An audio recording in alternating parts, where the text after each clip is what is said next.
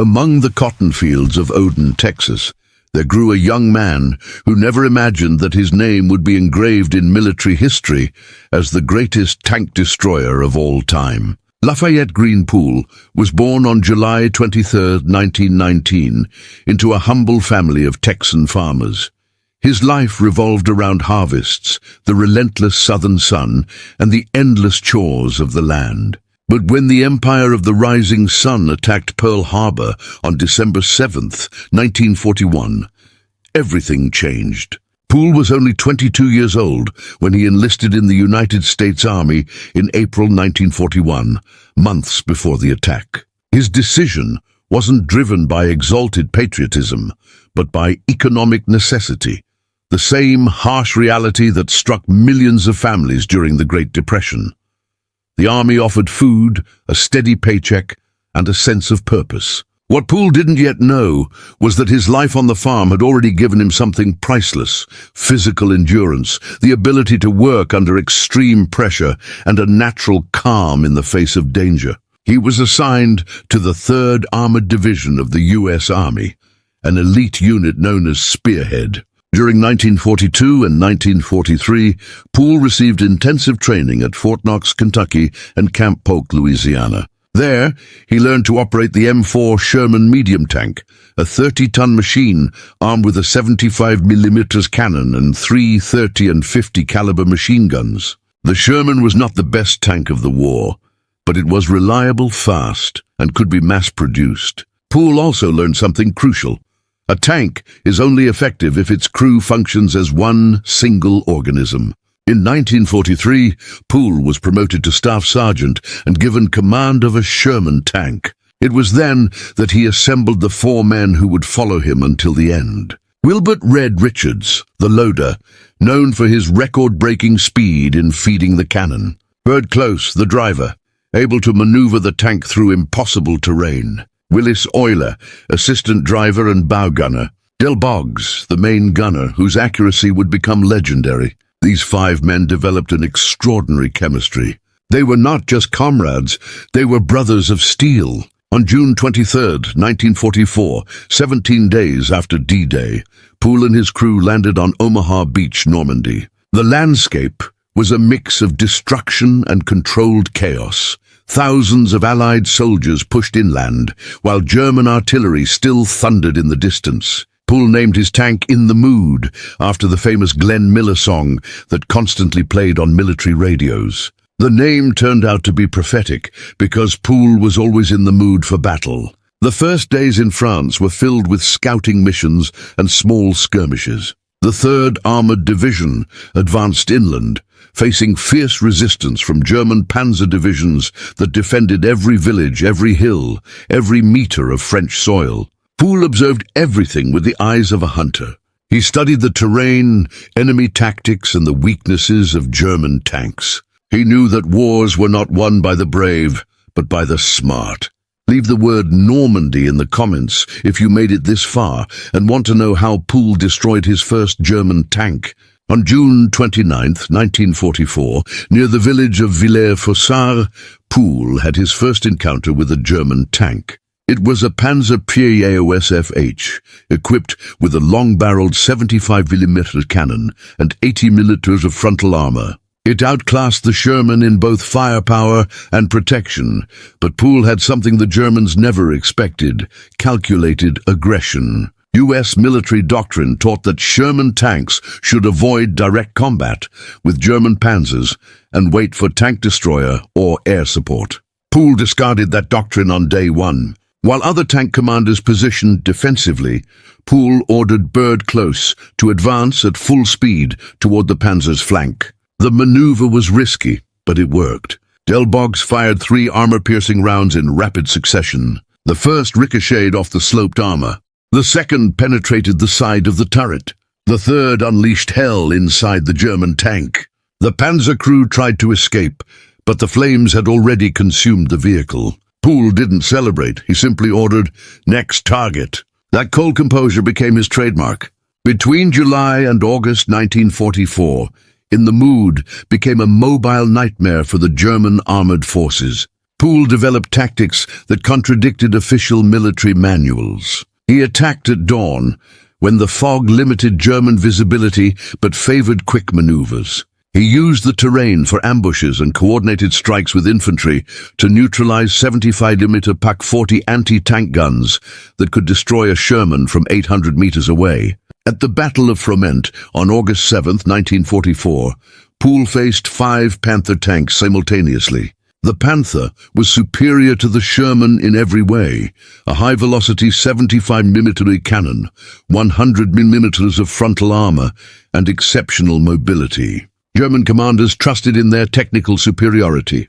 Poole trusted in speed and surprise. He ordered Close to circle around a ruined farmhouse and attack from the rear. The Panthers were focused on a group of Shermans attacking from the front. Boggs destroyed 3 Panthers in less than 2 minutes, firing at the engine plates where the armor was weakest. The other 2 Panthers tried to turn their turrets, but it was already too late. The mood had vanished among the rubble. Poole's fame spread quickly. Infantry soldiers requested his support because they knew. When Poole arrived, he fought to the end. High-ranking officers tried multiple times to promote him to lieutenant. Poole refused every single offer. His reasoning was simple and deadly. Officers planned from the rear, I fight from the front. He wanted to stay in his tank with his crew, destroying the enemy. Nothing else mattered. In August 1944, during Operation Cobra, the offensive that broke the German lines in Normandy, Poole destroyed 21 enemy tanks in just 6 days. His method was brutal and efficient. Identify, flank, fire, move. He never stayed still.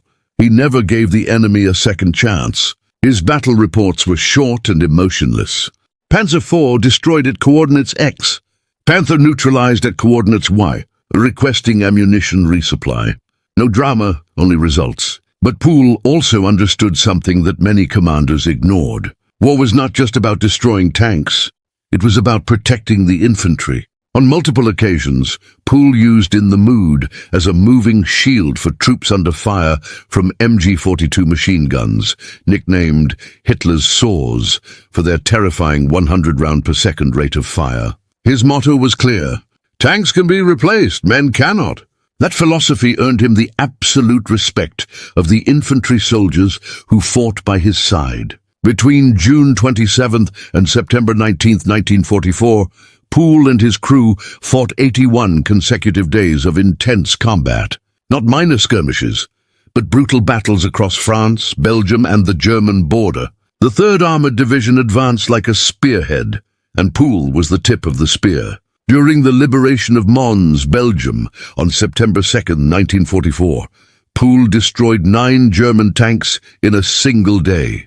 The Battle of Mons was a devastating encirclement where the 3rd Armored trapped over 25,000 German soldiers of the retreating 7th Army. The Germans tried to break the encirclement with their last armored reserves, but Poole was waiting on the outskirts of the city. For 12 continuous hours, In the Mood fired 47 rounds of 75mm shells. Boggs barely had time to breathe between shots.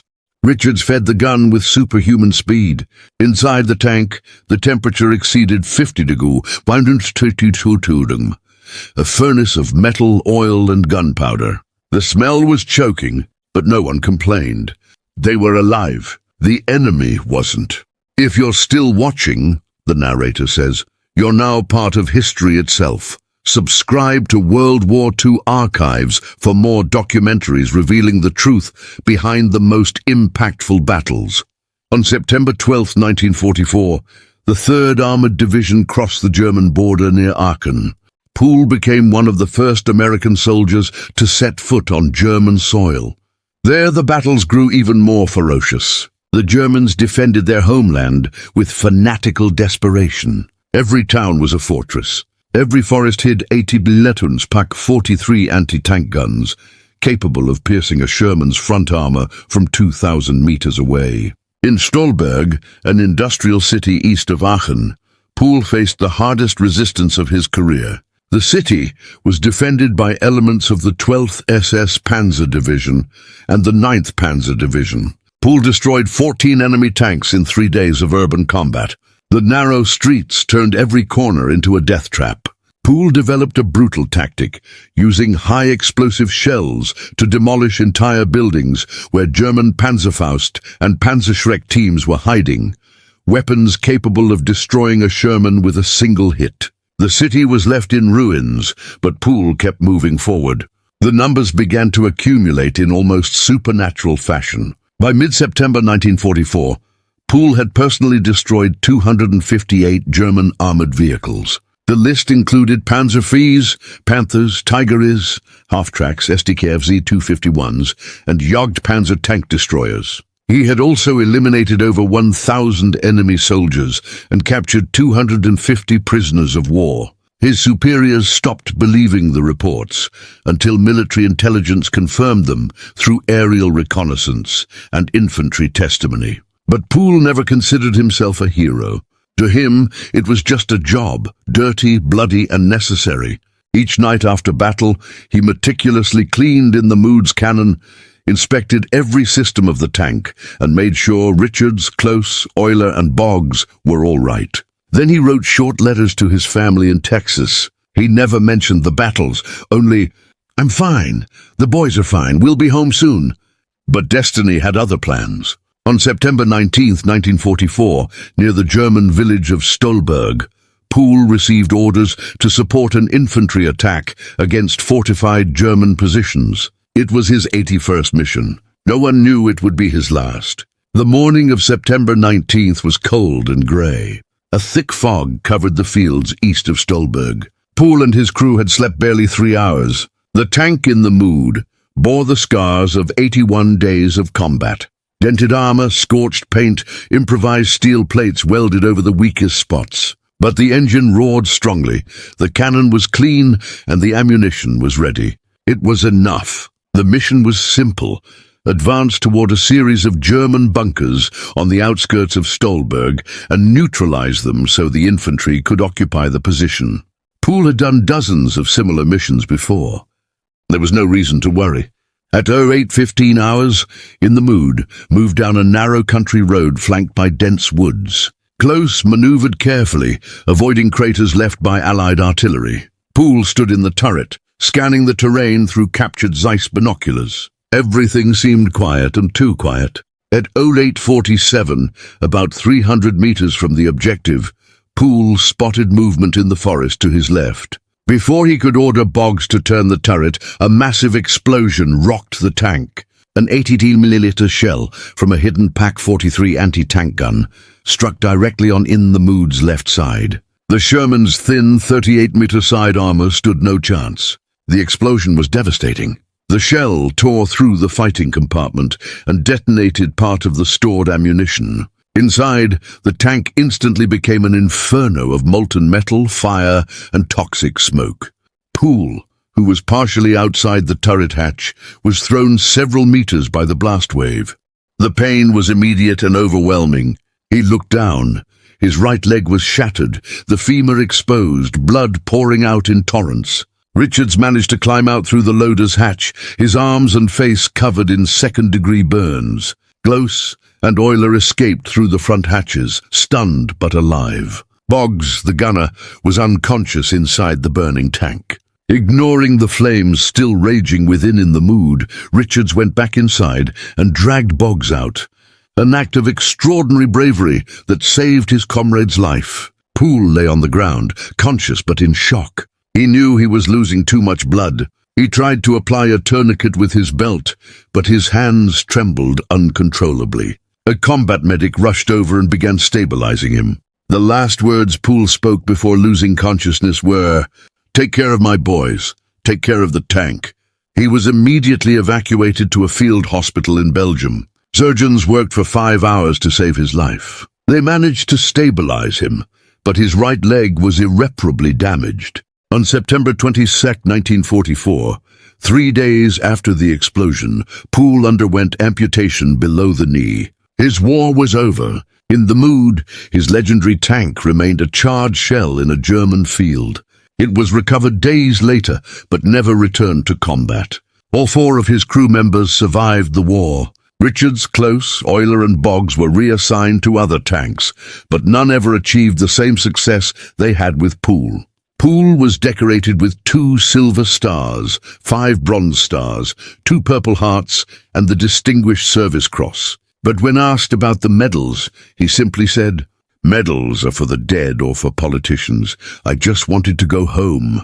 In October 1944, Pool was evacuated to the United States. His war had lasted only 81 days, but in that short time he achieved what no other American soldier ever would, becoming the greatest tank ace in U.S. military history. The final numbers of Lafayette Pool are almost impossible to believe, yet they are fully documented in the official archives of the 3rd Armored Division. In 81 days of active combat, Pool personally destroyed 258 enemy armored vehicles, including Panzer V's, Panthers, Tiger Is, half-tracks and tank destroyers. He eliminated over 1,000 German soldiers in direct combat, captured 250 prisoners of war, fought in 47 major battles and dozens of smaller skirmishes. He was wounded twice before the fatal hit on September 19th. And most extraordinary of all, he kept the same 4 crew members throughout his entire operational career, something almost unheard of in armored warfare. To put these numbers into perspective, the average lifespan of a Sherman tank in active combat was about 10 days. Pool kept in the mood operational for 81 consecutive days. The tank survived 14 direct hits that bounced off the armor before the final blow. Pool never lost a single crew member to enemy fire. This combination of lethal effectiveness and crew protection is what made him a true military legend. After the war, Pool returned to Texas. He rejected every offer to write memoirs or participate in movies about his experiences. He lived a quiet life, working as a supervisor in a cotton processing plant in Corpus Christi. He married, had 3 children, and rarely spoke about the war. In the few interviews he gave during the 1980s, Pool was laconic. "I did my job. Many others did more. I'm not special." But the veterans of the 3rd Armored Division knew the truth. Pool was the best that ever existed. In 2014, director David Ayer released the movie Fury, starring Brad Pitt as the commander of a Sherman tank named Fury and his crew during the final days of the war in Europe. Although the film was fictional, Ayer publicly acknowledged that Brad Pitt's character and the tank's feats were inspired by Lafayette Pool. The scene where Fury destroys multiple Tiger tanks in an ambush reflects real tactics used by Pool. The moment when the commander refuses a promotion to stay with his crew is a direct reference to Pool declining the rank of lieutenant. Pool passed away on May 30th, 1991, at the age of 71, in his home in Texas. His funeral was attended by hundreds of veterans from the 3rd Armored Division, including the 4 members of his original crew. Richards, Close, Euler and Boggs carried the casket of their commander. On Pool's tombstone, at Seaside Memorial Park Cemetery in Corpus Christi, a simple inscription reads, "Lafayette G. Pool, Staff Sergeant, 3rd Armored Division, the best of all of us." Today, the tank in the mood no longer exists physically. It was scrapped after the war as part of the massive recycling of military equipment. But its legacy endures. The 3rd Armored Division, disbanded in 1992 after the end of the Cold War, maintains complete records of Pool in its historical archives. The National World War II Museum in New Orleans has a section dedicated to Pool and his crew, and at Fort Benning, Georgia, where U.S. tank crews are trained, there is a commemorative plaque that reads, "Lafayette Pool taught us that courage without intelligence is suicide, but intelligence without courage is cowardice." The story of Pool also raises an uncomfortable question for military historians. If one single tank with 5 men could destroy 258 enemy vehicles, how much did the war depend on exceptional individuals? The answer is complex. Pool benefited from strategic advantages: Allied air superiority, reliable supply chains, intelligence reconnaissance, and the support of an entire armored division. But even with those advantages, no other American tank commander ever came close to his record. Pool had something that cannot be taught: a lethal instinct. What do you think of the story of Lafayette Pool? Did you already know about this incredible soldier? Leave us your comment and share this video with someone who loves true military history. Don't forget to subscribe to World War II Archives and turn on the bell to discover more extraordinary stories that changed the course of history. In our next documentary, we reveal the most brilliant deception operation of the war. How a phantom army of inflatable tanks convinced Hitler that the invasion would come at Calais, not Normandy.